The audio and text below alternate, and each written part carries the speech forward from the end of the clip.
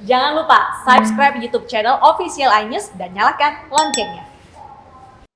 Pemirsa, di informasi pertama, sebuah truk ekspedisi terbakar di tol Tangerang Merak siang tadi. Akibatnya ratusan paket yang dikirimkan dari Tangerang ke Lampung ludes terbakar.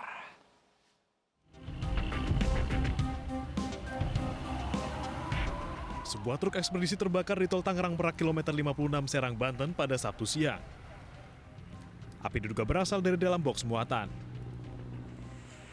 3 unit mobil pemadam kebakaran diterjunkan. Ratusan paket yang akan dikirimkan dari Tangerang menuju Lampung pun ludes terbakar. Untuk penyebab kebakaran masih diselidiki. Awal mula kronologinya bagian boxnya ada percikan api, kemudian keluar asap. Kita masih menyelidiki apa penyebab kebakaran tersebut, dan kemudian kita olah TKP, memanggil pemadam kebakaran, mengatur lalu lintas agar suasana tetap kondusif. Sempat terjadi kemacetan panjang akibat peristiwa ini. Penyebab kebakaran masih diselidiki oleh polisi. Dari Serang, Banten, Maya Sapriandi, iNews melaporkan. Kebakaran juga menghanguskan 5 rumah di kawasan Jati Baru, Kota Padang, Sumatera Barat. Kebakaran akibat hubungan pendek arus listrik.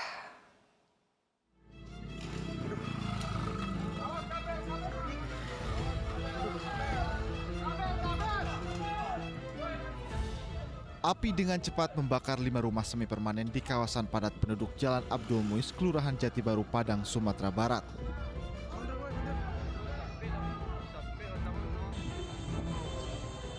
Kencangnya angin dan banyaknya material yang mudah terbakar membuat api menjalar ke bangunan lain yang berdekatan. Warga pun panik dan berusaha menyelamatkan harta benda mereka dari kobaran api. Proses pemadaman api ini sempat diwarnai kericuhan. Sejumlah pemilik rumah memarahi petugas pemadam kebakaran karena dianggap terlambat datang ke lokasi. Memang kendalanya adalah akses yang di belakang yang terlalu rapat, jalan kecil, yang di depan cukup bagus. Memang warganya cukup ramai, jadi termasuk kendala bagi kami. Di rumah yang terbakar ada 5 unit rumah, sekitaran 15 kakak, sekitar 45 jiwa. Api baru bisa dipadamkan 1 jam kemudian setelah 5 mobil pemadam kebakaran dikerahkan ke lokasi. Kebakaran ini diduga akibat adanya arus pendek listrik dari salah satu rumah warga. Beruntung tidak ada korban jiwa dalam peristiwa ini, namun kerugian mencapai ratusan juta rupiah. Dari Padang, Sumatera Barat, Budi Sunandar, iNews melaporkan. Pemirsa, belum selesai kasus kebakaran tangki Pertamina RU6 Balongan. Kobaran api dari sumur tua muncul di Indramayu. Lokasi semburan api tidak jauh dari instalasi sumur gas BDA Pertamina.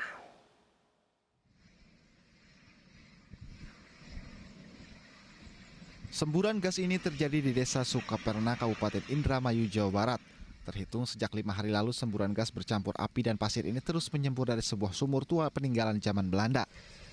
Warga khawatir bau menyengat yang berasal dari semburan gas dapat menyebabkan sesak nafas dan pusing bila terhirup. Terlebih, lokasi temuan titik semburan ini berjarak 300 meter dari instalasi sumur gas BDA 2 Pertamina. Sebelumnya, sumur yang berada di tengah persawahan ini hanya mengeluarkan gas dan air, namun 5 hari belakangan menyemburkan api. Warga curiga ada yang sengaja menyulut api menyebabkan sumur terbakar. Mereka berharap pihak terkait dapat mengatasi fenomena alam ini. Udah 5 hari sekarang. Udah 5 hari? Iya, berarti sekarang kan hari Sabtu ya? Sabtu, Jumat, Kamis, Rebo, Selasa. Mungkin ada yang nyundut. Tapi sebelumnya udah ngeluarin api? Enggak,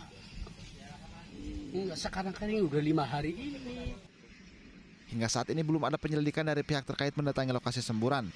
Tumpahan air disertai pasir dari lokasi semburan gas mengalir ke persawahan warga. Dari Indramayu, Jawa Barat, Toy Iskandar, iNews melaporkan. Sementara itu, pemirsa, Menteri ISDM Arifin Tasrif memastikan kebakaran 4 tangki Pertamina RU6 Balongan telah padam. Namun penyebab kebakaran masih dalam penyelidikan.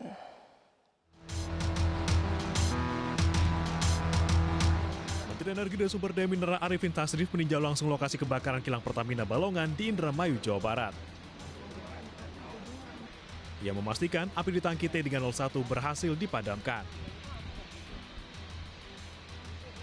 Petugas kini fokus pada proses pendinginan. investigasi penyebab kebakaran akan segera dilakukan pihak eksternal dan internal Pertamina. Alhamdulillah, api sudah bisa dikendalikan, bisa dipadamkan. Sekarang sedang dalam tahap proses penyelesaian. Masih dilakukan tindakan pemadaman yang berfungsi. Dan itu juga dilakukan pendinginan. Sebelumnya, kebakaran melanda 4 tangki minyak di kilang Pertamina Balongan pada 29 Maret lalu. Meski sempat padam, kebakaran kembali terjadi pada 2 April kemarin di tangki T301. Akibat peristiwa ini, ratusan warga di sekitar kilang mengungsi. Pertamina kini fokus mendata rumah warga yang rusak di 3 desa, yakni Balongan, Majakerta, dan Desa Sukaurip untuk keperluan kompensasi. Dari Indramayu, Jawa Barat, Toh Iskandar, iNews melaporkan. Pemirsa, seorang warga terdampak kebakaran tangki Pertamina Balongan Indramayu meninggal dunia di posko pengungsian di Gor Bumi Parta Balongan. Selain faktor usia, korban diketahui memiliki riwayat sesak nafas.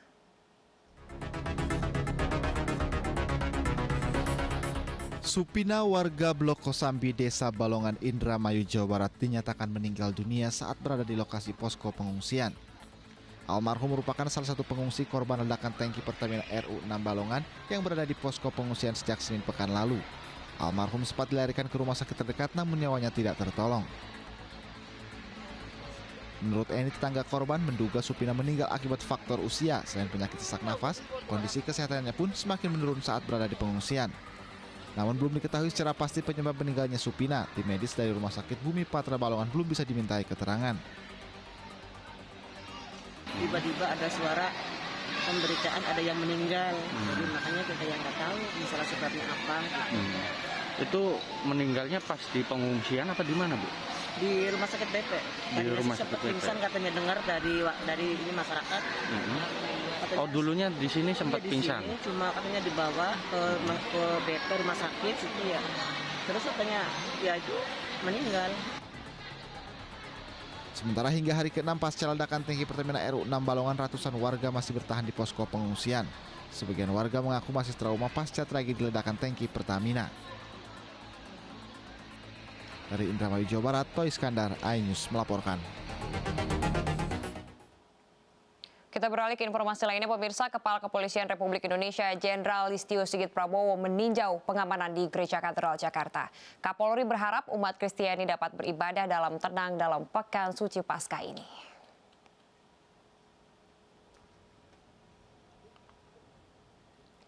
Kapolri yang datang bersama Kapolda Metro Jaya Irjen Fadil Imron disambut oleh Uskup Agung Jakarta, Ignatius Suharyo.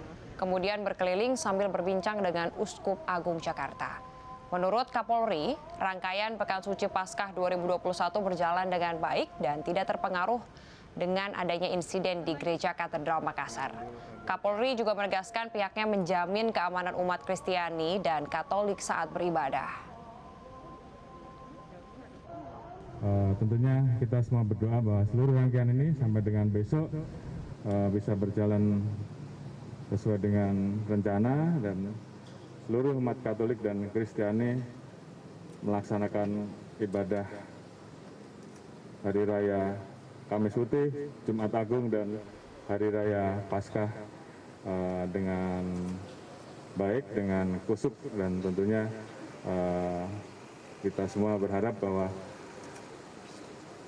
seluruh rangkaian tersebut kami dari TNI Polri betul-betul bisa menjaga kekhusyukan tersebut.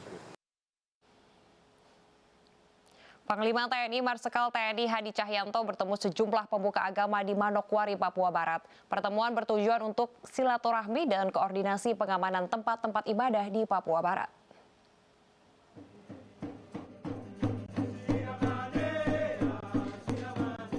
Panglima TNI Marsikal TNI Hadi Cahyanto bersama Kabag Intelkam Mabes Polri Komjen Paulus Waterpauw bertemu sejumlah tokoh lintas agama di gedung pemerintah Provinsi Papua Barat. Kehadiran Panglima TNI untuk menjalin komunikasi dengan sejumlah tokoh lintas agama di Papua Barat agar para tokoh lintas agama meningkatkan peran dalam mempererat persatuan antar umat. serta proaktif menciptakan situasi yang kondusif, aman dan nyaman bagi masyarakat. Tokoh agama juga adalah sebagai tokoh sentral yang dapat memberikan wejangan atau pengaruh dalam rangka menjaga persatuan dan kesatuan bangsa. Sehingga dua fungsi mereka ada sebagai sentral maupun sebagai motor penggerak inilah yang dimanfaatkan untuk kita TNI Polri dalam rangka menjaga keutuhan wilayah NKRI dari segala aspek. Itu yang menjadi harapan kita, sehingga dalam kunjungan ke Manokwari, Panglima TNI menyempatkan diri mengunjungi Gereja Katolik Immanuel Sanggeng untuk meninjau langsung pengamanan tempat-tempat ibadah. Dari Manokwari, Papua Barat, Mahathir Mohamad M. Khoirudin, iNews melaporkan. Pemirsa, penjual senjata airgun ke penyerang Mabes Polri ZA ditangkap polisi di Banda Aceh. Pelaku dibawa ke Jakarta untuk diperiksa lebih lanjut.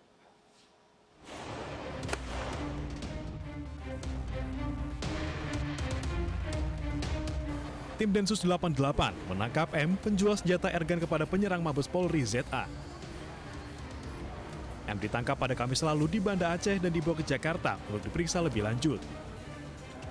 Menurut polisi, ZA membeli airgun dari M secara online.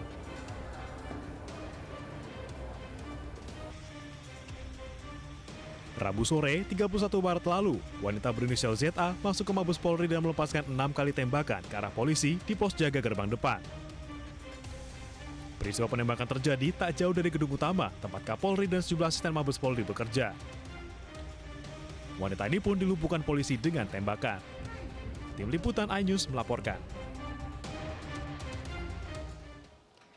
Polisi terus menggiatkan pemberantasan terorisme. Sejak Jumat kemarin, polisi menangkap dan menggeledah sejumlah rumah milik terduga teroris.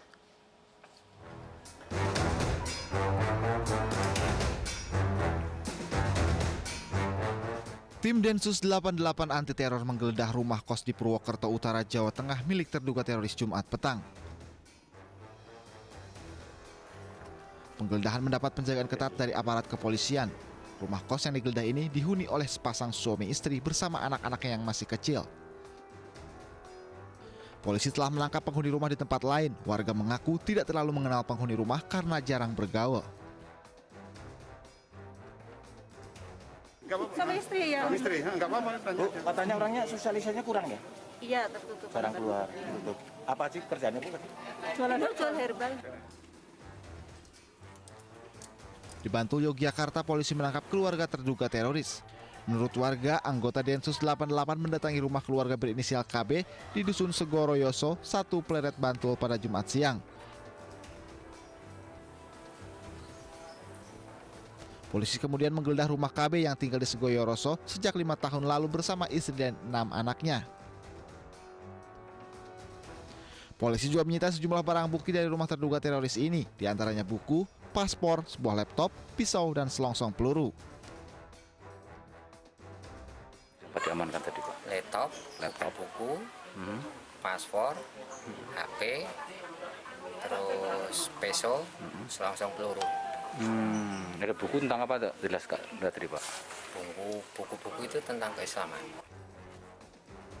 Hingga kini belum ada keterangan resmi dari Polda setempat maupun Mabes Polri terkait beberapa penangkapan terduga teroris disertai penggeledahan di sejumlah tempat. Dari Purwokerto dan Bandul, Saladin Ayubi, Yuda Purwoko, iNews melaporkan.